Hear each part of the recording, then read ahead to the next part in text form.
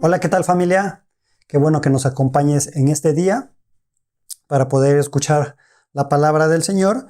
Y para aquellos que nos estén viendo por primera vez este video, esperamos que pueda ser confrontado y a la vez consolado a través de lo que veremos el día de hoy. Es necesario que puedas tener tu Biblia a la mano. Y si recuerdas, de preferencia, la Nueva Biblia de las Américas, que es la versión oficial que manejamos aquí en Doxa. Pero independientemente de si tienes otra, puedes utilizarla y esto al final del día, pues nos ayuda a el análisis de la palabra, nos enriquece básicamente. Entonces, vamos a poner primeramente este tiempo en manos del Señor para iniciar. Acompáñenme a orar. Señor, te damos gracias, Padre, por que nos permites estar aquí, porque me permites poder exponer tu palabra. Señor, ayúdame a que pueda hacerlo de una forma fiel, clara, y Padre, que pueda confrontar y a la vez consolar los corazones de quienes la escuchen. Que también podamos escucharla con un corazón abierto para meditarla, para entenderla y también para ponerla en práctica, Señor. Muchas gracias por este día y dejamos este tiempo en tus manos en Cristo Jesús. Amén. Ok. Seguimos predicando con relación a las 5 solas y hoy estaremos viendo la tercera sola con base en el pasaje de Efesios 2, 1 al 9. La sola gratia o solo gracia. Vamos a estar viendo el día de hoy. Voy a leer el pasaje que acabo de mencionar. Es Efesios capítulo 2, versículos 1 al 9. Dice así: y Él les dio vida a ustedes que estaban muertos en sus delitos y pecados, en los cuales anduvieron en otro tiempo, según la corriente de este mundo, conforme al príncipe de la potestad del aire, el espíritu que ahora opera en los hijos de desobediencia. Entre ellos también todos nosotros en otro tiempo vivíamos en las pasiones de nuestra carne, satisfaciendo los deseos de la carne y de la mente, y éramos por naturaleza hijos de ira, lo mismo que los demás. Pero Dios, que es rico en misericordia por causa del gran amor con que nos amó, aun cuando estábamos muertos en nuestros delitos, nos dio vida juntamente con Cristo. Por gracia ustedes han sido salvados.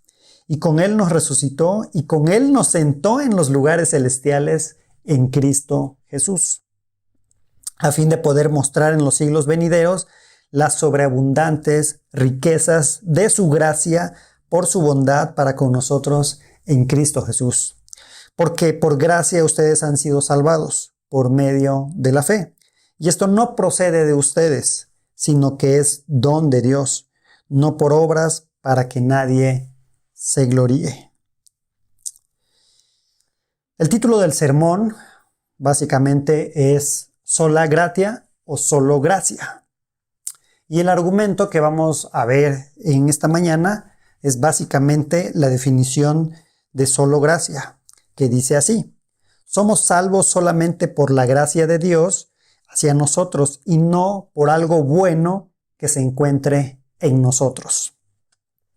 Y en esta mañana la forma en que veremos el pasaje va a ser a través de puntos, a través de ideas.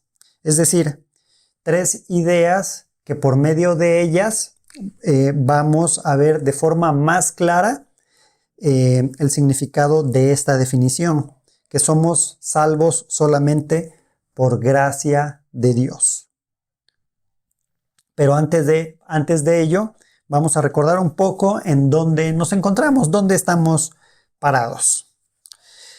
En los pasados 2 domingos, específicamente hace 15 días, vimos la sola escritura y hace una semana la sola fide o solo fe, donde la primera, solo escritura, nos habla de que solamente la Biblia es la palabra de Dios autoritativa e inspirada. Esto es de suma importancia. Por consiguiente, es nuestra autoridad final, infalible e inerrable. La segunda sola, que la vimos hace una semana, solo fe, nos habla de que somos justificados solamente por medio de la fe en la obra redentora de Jesucristo en la cruz, y no por nuestras buenas obras. Entonces, solo escritura, solo fe, y el día de hoy vamos a ver solo gracia, solo gracia. Y estas tres, si recuerdan, fueron las que se mencionaron tácitamente por los reformadores de la iglesia, estas tres. Pero no quiere decir que en nuestra doctrina o en su doctrina no se mantuviera la esencia de solo Cristo y solo a Dios la gloria. Y que posteriormente se incorporaran y se mencionaran como 5 solas estas dos últimas que acabo de mencionar. De hecho, en la tesis número 62 de aquellas 95 que escribió Martín Lutero y que fue a clavar en esta iglesia en Wittenberg, en la catedral, que cabe aclarar que no eran un medio destinado a llamar a una reforma o a una protesta. Eran simplemente la propuesta de un hombre, de un profesor universitario, para discutir la teología de las indulgencias, algo que a Martín Lutero le estaba causando mucho conflicto, estas indulgencias, y que a la luz de los errores y abusos que crecieron a lo largo de los siglos en la iglesia de Roma. Entonces, ¿qué es lo que dice esta tesis número 62? Recordando que esta tesis es una defensa o una idea. Y entonces dice así: el verdadero tesoro de la iglesia es el santísimo evangelio de la gloria y de la gracia de Dios. De la gloria y de la gracia de Dios. Ese es el verdadero tesoro de la iglesia, es lo que menciona Lutero. Y de hecho, en nuestra actualidad, R.C. Sproul escribió esto. Dice: es esta gracia la que nunca debe ser comprometida o negociada por la iglesia. Sin ella estaremos verdaderamente desesperanzados e indefensos para poder permanecer junto a un Dios santo. Junto a un Dios santo. Es por eso que es de suma importancia entender la gracia de Dios. Así que, poniendo esta base y recordando lo que hemos visto un poquito en los sermones pasados, vamos a nuestro primer punto. Nuestro primer punto, el cual he titulado Antes de la gracia. Antes de la gracia. Vayamos nuevamente a nuestro pasaje.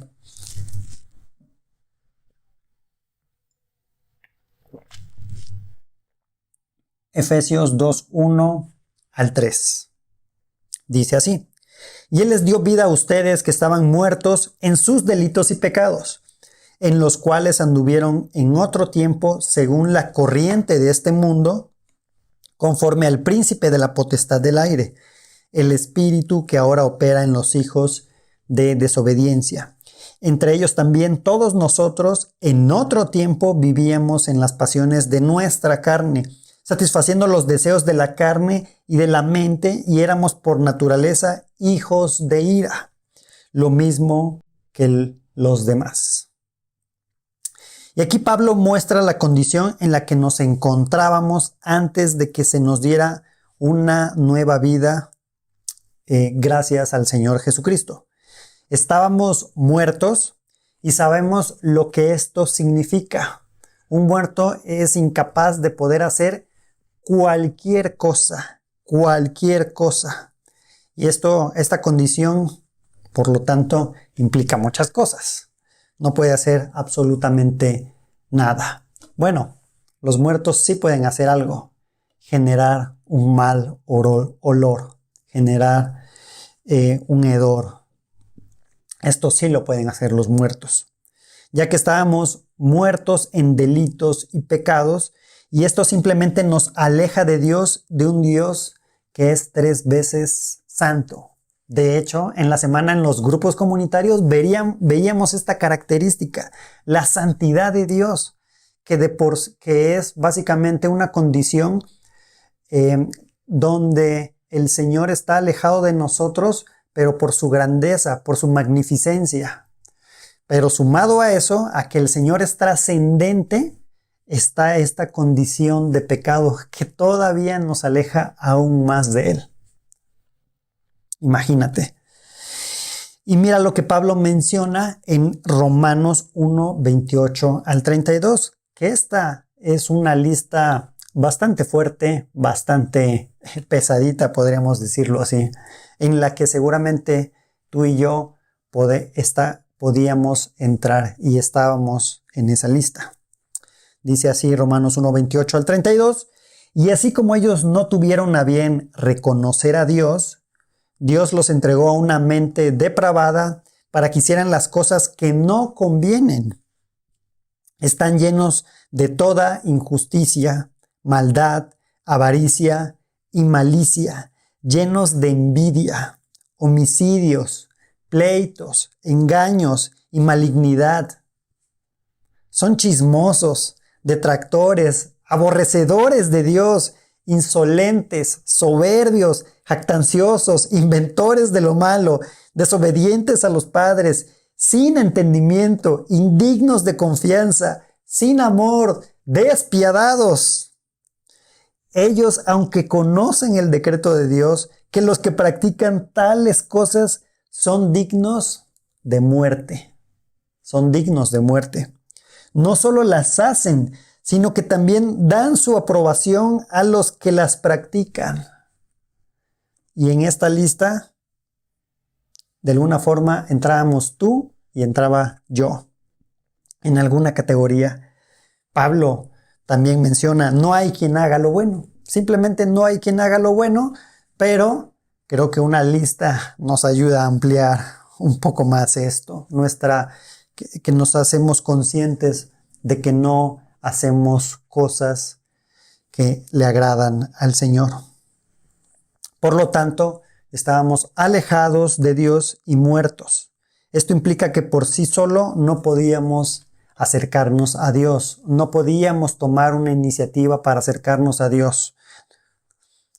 Sin intención y sin capacidad para poder hacerlo. Sin intención y sin capacidad para poder hacerlo. Tenía que tomar la iniciativa Dios para podernos sacar de esa condición. Es decir, no teníamos una capacidad para discernir las cosas espirituales. La misma palabra nos dice, pero el hombre natural no acepta las cosas del Espíritu de Dios, porque para él son necedad y no las puede entender porque son cosas que se disciernen espiritualmente. Primera de Corintios 2, 14. Pero gracias a Dios que en el versículo 3 se menciona, en otro tiempo. Vivíamos en las pasiones de nuestra carne, satisfaciendo los deseos de la carne y de la mente en otro tiempo.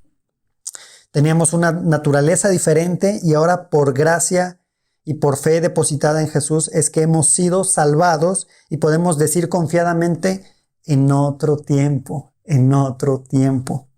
solo por los méritos de Cristo. Pero si no has creído en el Señor y no te has arrepentido de tus pecados, sigues siendo parte de esta lista y sigues siendo un hijo de ira. Y mereces, como nosotros merecíamos, como todo mundo merece, el castigo del Señor. El castigo del Señor. Esto era nuestra condición. Seguíamos la corriente del mundo, vivíamos en las pasiones de nuestra carne, satisfaciendo los deseos de la mente y por naturaleza hijos de ira. Esto éramos antes de la gracia, antes de la gracia. Segundo punto. Y aquí me voy a pasar un poco más de tiempo. El amor es gracia. Titulado el segundo punto, el amor es gracia. Efesios 2, 4 al 7 nos dice, pero Dios, que es rico en misericordia, por causa del gran amor con que nos amó, aun cuando estábamos muertos en nuestros delitos, nos dio vida juntamente con Cristo. Por gracia ustedes han sido salvados. Y con Él nos resucitó y con Él nos sentó en los lugares celestiales en Cristo Jesús, a fin de poder mostrar en los siglos venideros las sobreabundantes riquezas de su gracia por su bondad para con nosotros en Cristo Jesús.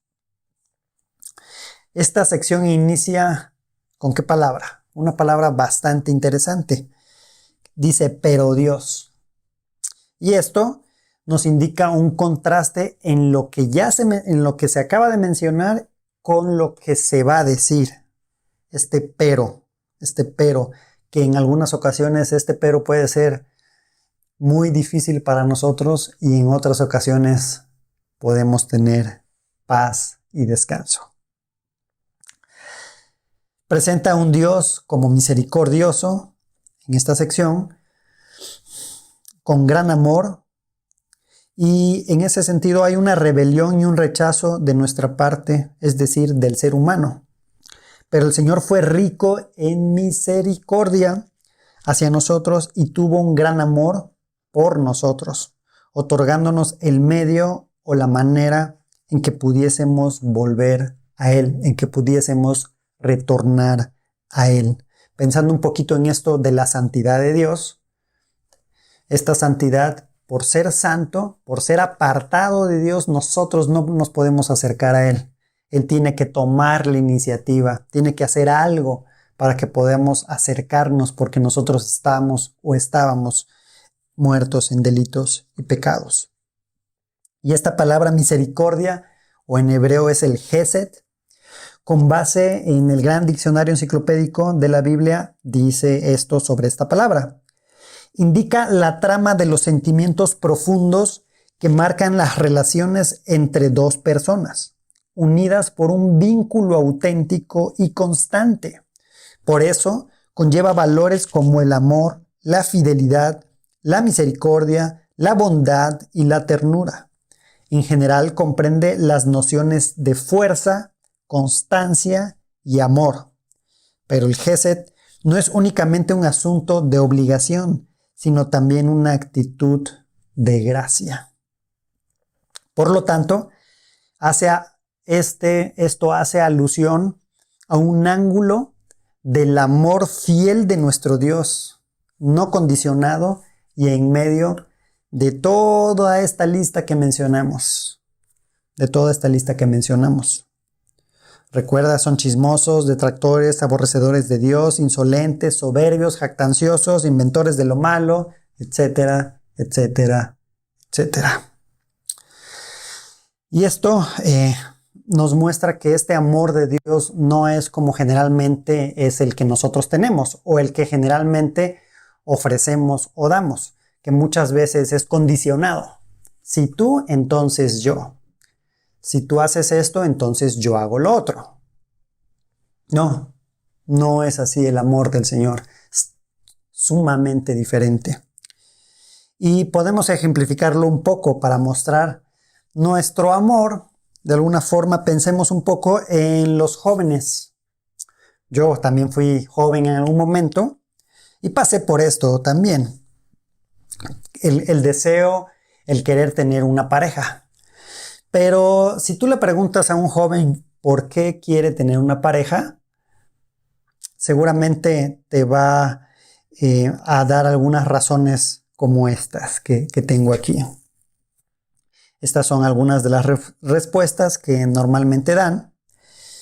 Y la primera, que es la más clásica, es porque me gusta. Simplemente me gusta esta persona. Es decir, vio algo atractivo en él o en ella que le agrada. Viendo esta lista que mencionaba de Romanos, ¿crees que el Señor haya visto algo atractivo en nosotros? No, ¿verdad? Que me haga sentir bien. Yo quiero estar con aquella persona que me haga sentir bien. O sea, es para tu conveniencia que te haga sentir. No piensas en yo quiero hacerlo sentir. Otra es que le guste estar conmigo. Entonces vemos el yo y el yo. Que le guste estar conmigo. Que me entienda. Sigue el yo, ¿no? Sigue esa necesidad de satisfacer algo a través del otro. ¿Qué podíamos darle al Señor? Simplemente nada. ¿Ves lo diferente que es el amor del Señor? Este amor sacrificial. De hecho, la palabra que se utiliza aquí es de este amor sacrificial, que no es condicionado, que toma de sí mismo para darle al otro, sacrificándose a sí mismo. Es claramente un contraste con el amor humano que generalmente es condicionado o busca algún interés. El amor sacrificial de Dios hace alusión al tipo de amor fiel, bondadoso y sin cambio de Dios. Y sigue el versículo 4, dice, por causa del gran amor con que nos amó. Por esa causa. ¿Y sabes qué es lo más extraordinario de esto? Que bajo la condición de muertos es que nos ama Dios. Prueba inequívoca de eso es que nos ama y nos amó a través de Jesús. Recuerda este versículo, seguramente es el más conocido de toda la Biblia, exceptuando el ayúdate que yo te ayudaré, ¿no? Que evidentemente no está en la Biblia, pero que este sí y es el más conocido. Juan 3:16, ¿no? Es el más conocido y que nos muestra de que dio a Jesús por amor. Por amor. Eso es misericordia. Eso es extraordinario. Y ese amor mueve su misericordia, mueve su gracia a pesar de que éramos enemigos. De que éramos enemigos de Dios. Y me vas a decir, ¿cómo que éramos enemigos? ¿Estábamos muertos? Sí, estábamos muertos en delitos y pecados, pero a su vez también éramos enemigos. Fíjate, Pablo mismo escribe, porque si cuando éramos enemigos fuimos reconciliados con Dios por la muerte de su Hijo, mucho más habiendo sido reconciliados seremos salvos por su vida. Y no solo esto, sino que también nos gloriamos en Dios por medio de nuestro Señor Jesucristo, por quien ahora hemos recibido la reconciliación. La reconciliación. Romanos 5, 10, 11. Él nos ha dado perdón y reconciliación, tal como el día de hoy lo sigue siendo a cada pecador que se encuentra en cualquier lado del mundo, pero que se arrepiente, que confía en Él, que deposita su fe únicamente en Jesús.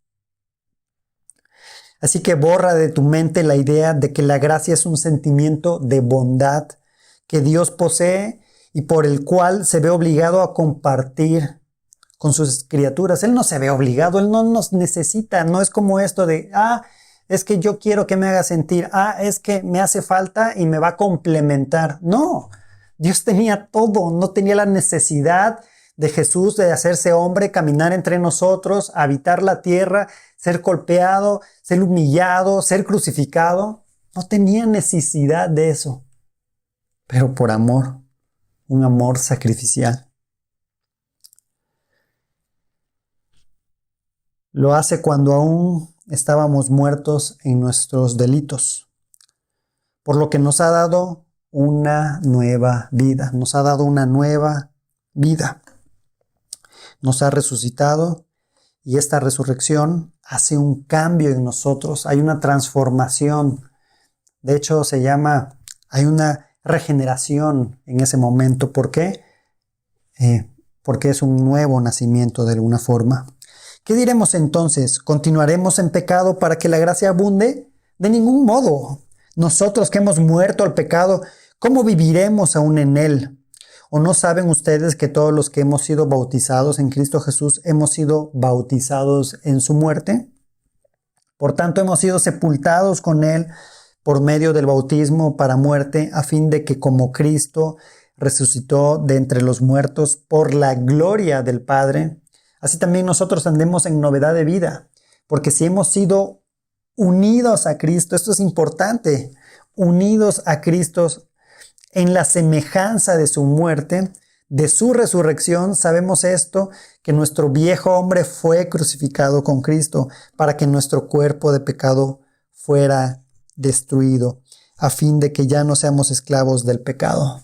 Básicamente lo que está diciendo Pablo es que nosotros fuimos muertos, hay una parte de nosotros que muere y que nacemos de nuevo junto con Jesús. Entonces muere el pecado y tenemos una nueva vida en nosotros. Y lo interesante que en este pasaje de Romanos 6, 1 al 6, en el versículo 6 dice, para que nuestro cuerpo de pecado fuera destruido. Y esta palabra destruido quiere decir inoperable. Seguimos pecando, pero ya no nos domina el pecado. Somos conscientes de él. No disfrutamos el pecado. Y si estás disfrutando el pecado, medita en esto que estamos hablando el día de hoy. Una nueva vida. Una nueva vida. Por gracia ustedes han sido salvados. Recordemos que solo gracia dice, somos salvos solamente por la gracia de Dios hacia nosotros y no por algo bueno que se encuentre en nosotros. Recuerda que esto sigue siendo parte de nuestro punto 2, titulado El amor es gracia. Y con él, versículo 6 de nuestro pasaje, y con él nos resucitó y con él nos sentó en lugares celestiales en Cristo Jesús, a fin de poder mostrar en los siglos venideros las sobreabundantes riquezas de su gracia por su bondad para con nosotros en Cristo Jesús. El resultado de ese amor, misericordia y gracia, el resultado de ese amor, misericordia y gracia es que somos salvos, somos resucitados, ya estamos vivos espiritualmente hablando, pero no solo eso. Después de que Cristo resucitó, se sentó en los lugares celestiales.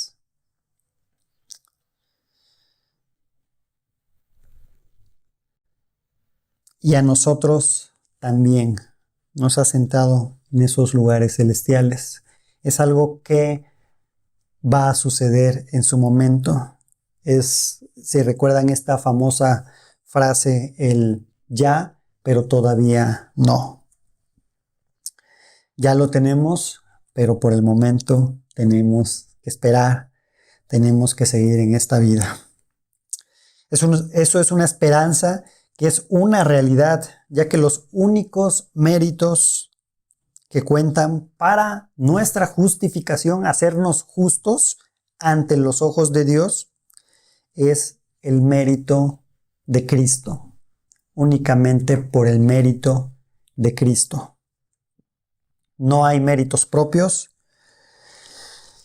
no hay nada que podamos hacer por nuestra propia voluntad, por nuestra fuerza, por nuestro échale ganas. No son méritos propios. Tenemos la seguridad de que ahí estaremos en una realidad futura por los méritos de Él. Los siglos venideros, es decir, la eternidad futura junto al Señor, seremos una muestra viva de su gracia y bondad. Seremos esto, una muestra viva de su gracia y bondad, una eternidad para disfrutar al Señor. Imagínate ese momento.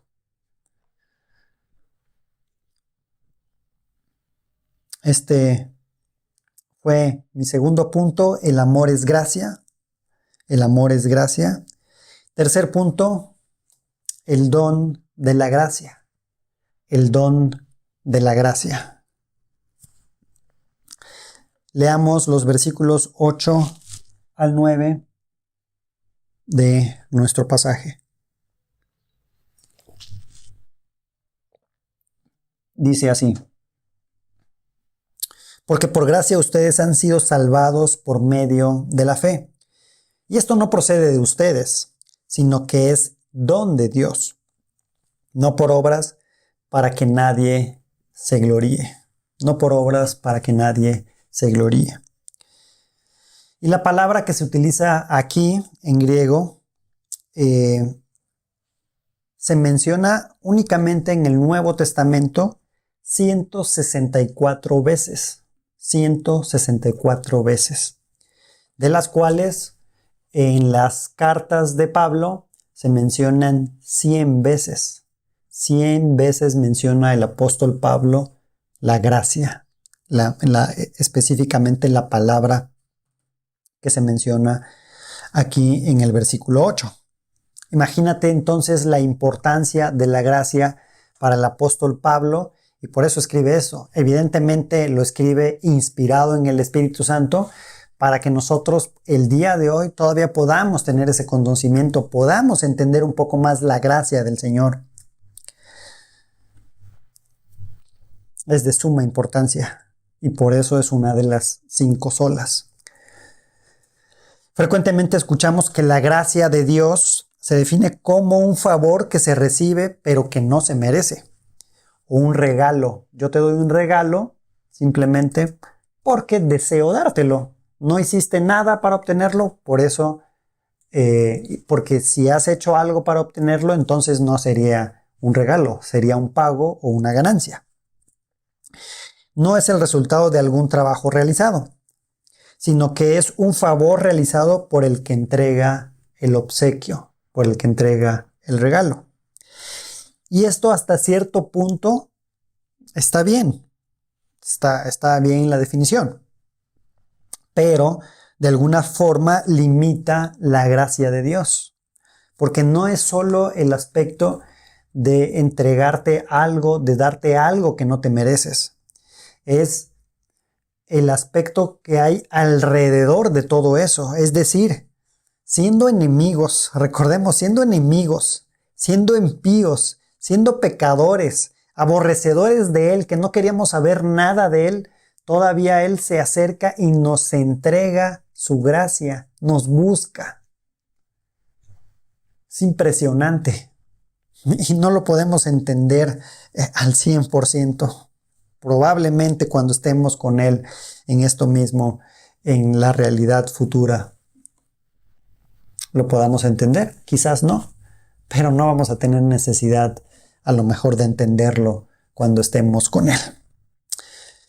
Pero nos conocía perfectamente bien, que no lo deseábamos porque estábamos muertos. Fíjate lo que dice Leonardo Meyer en este ebook, en este libro electrónico, titulado Las 5 verdades que cambian vidas, y que seguramente ustedes ya le echaron un ojo en estos días. Dice así: la palabra gracia siempre debe llevarnos a pensar que implica algo que recibimos sin merecerlo, pero por el cual hubo un precio previamente pagado. Por definición, la gracia de Dios hacia los pecadores presupone una tragedia de trascendencia cósmica, producto de que el Hijo de Dios asumió el costo de la reconciliación. Te leo el último. Producto de que el Hijo de Dios, es decir, Jesús, asumió el costo de la reconciliación. Solo por Jesús, solo por sus méritos. Simplemente no puede proceder de nosotros. Por eso dice, es un don de Dios. No puede proceder de nosotros. No hay nada en nosotros para poderlo obtener, para poder obtener la salvación. No hay ningún mérito propio. El ser humano está acostumbrado a buscar y pelear por sus deseos, por sus éxitos. Piensa un poco, ¿no? Seguramente en algún momento de tu vida dijiste, mi licenciatura yo me la gané, mi maestría yo me esforcé para obtener el grado, mi doctorado yo me esforcé para obtener el grado, mi postdoctorado, mi trabajo, mi negocio, mi éxito. Es por mí, solo por mí. Y el ser humano está acostumbrado a buscar esto. Nos cuesta trabajo entender y tener algo por gracia. Nos cuesta trabajo. Y es más, en ocasiones hay gente que se indigna por recibir algo por gracia, porque prácticamente pueden decir, yo no necesito de ti, yo no necesito de este regalo, porque yo puedo adquirirlo. Por mis fuerzas lo puedo adquirir, pero la salvación no la puedes adquirir. Pues piensa que él puede, el ser humano piensa que podemos hacerlo por méritos propios. Nos aferramos fuertemente a la idea de que tiene que haber algo en nosotros para que Dios se ocupe de ti y de mí. Pues es que es muy bueno en lo que hace. No, pues salvación. No, pues es muy bueno con su esposa. No, pues ahí te va la salvación, ahí te va la gracia. No, esta persona donó sangre casi cada 3 meses. No, pues ahí te va. No hay nada en nosotros. Nos aferramos fuertemente a la idea esta, que tiene que haber algo en nosotros para que Dios se ocupe de mí y de ti. Y si todavía piensas así, es momento de reflexionar. Es momento de que reflexiones en esto. Jesús no vino porque somos justos, sino vino al mundo para hacernos justos, para salvar a pecadores. Estos 2 últimos versículos, el 8 y el 9 de nuestro pasaje, muestran 2 elementos fundamentales que son verdades no negociables del Evangelio: la fe y la gracia. La fe y la gracia. Y ni la gracia ni la fe que ejercemos, es decir, que la depositamos en Jesús, porque Él es el objeto de nuestra fe, proviene de mí, o porque yo lo haya decidido así. Y probablemente el ser humano quiera pensar, claro, Dios lo hizo todo. Bueno, hizo el 99.999% de la gracia y yo únicamente puse el 0.001% de la salvación. No, simplemente no. Dios lo hizo todo porque estábamos muertos y por lo tanto ni siquiera éramos conscientes de Él, ni nuestras obras eran dignas. No eran dignas. Romanos 11:6 nos dice, pero si es por gracia, ya no es a base de obras. De otra manera, la gracia ya no es gracia. Y si por obras, ya no es gracia. De otra manera, la obra ya no es obra. Parece un juego de palabras, pero básicamente lo que está diciendo es que no puede ser por obras. Hay que leer un poco más del contexto para entender este pasaje. Así que ten mucho cuidado si escuchas que la gracia, para obtener la gracia, debe de haber esfuerzo y buenas obras. Ten cuidado, ten mucho cuidado si te están diciendo que la gracia demanda esfuerzo. Aunque, por otro lado, sabemos que tenemos que generar buenos frutos, andar en buenas obras una vez que la gracia se nos ha entregado, una vez que somos salvos. Esto tiene mucho sentido. Pero no la salvación, no puedes obtenerla por esfuerzo o por buenas obras. Somos salvos gracias a que se nos imputa su mérito. ¿El mérito de quién? De Jesús. Es la propia esencia de la gracia de la salvación, dice R.C. Sproul. Por eso es un don que proviene de Dios. La gracia es un don que proviene de Dios. Para ir cerrando algunas ideas. Recuerda que solo gracia nos habla de que somos salvos solamente por la gracia de Dios hacia nosotros y no por algo bueno que se encuentre en nosotros. Hay una necesidad de la gracia de Dios, ya que algunos se encuentran muertos en sus delitos y pecados. Es necesaria su gracia. Número 3. Si bien esa gracia se entrega como un don, implicó un costo sumamente alto.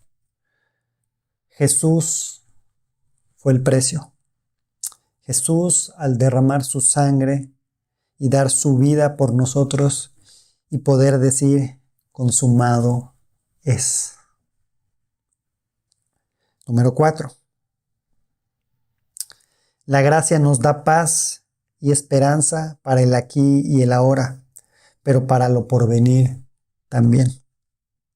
Él nos salvó no por las obras de la justicia que nosotros hubiéramos hecho, sino conforme a su misericordia por medio del lavamiento, de la regeneración y la renovación por el Espíritu Santo, que Él derramó sobre nosotros abundantemente por medio de Jesucristo, nuestro Salvador, para que justificados por su gracia fuéramos hechos herederos según la esperanza de la vida eterna. Tito 3, 5 al 7. Y una advertencia final. Tengamos mucho cuidado de no abusar de la gracia. Es decir, tú que ya has creído, no pienses que puedes vivir como te venga en gana, como quieras vivir. Ahora eres del Señor Jesucristo. No puedes vivir como te plazca y no puedes pensar como Pablo les escribía a los romanos. Entonces voy a pecar más para que la gracia sobreabunde en mí. Ten cuidado con esa forma de pensar. Ten cuidado con esa forma de actuar. Recuerda que estamos en el proceso de santificación y si bien todavía pecamos, por gracia somos santos, somos apartados. Pero evidentemente, si sigues pecando y te da igual, probablemente necesites arrepentirte y creer en el Señor. Finalmente quiero leer algo de lo que escribió Agustín de Hipona, más conocido como San Agustín, en sus Confesiones. Dice así: ¿qué daré en retorno al Señor por poder recordar mi memoria todas estas cosas sin que tiemble ya mi alma por ellas?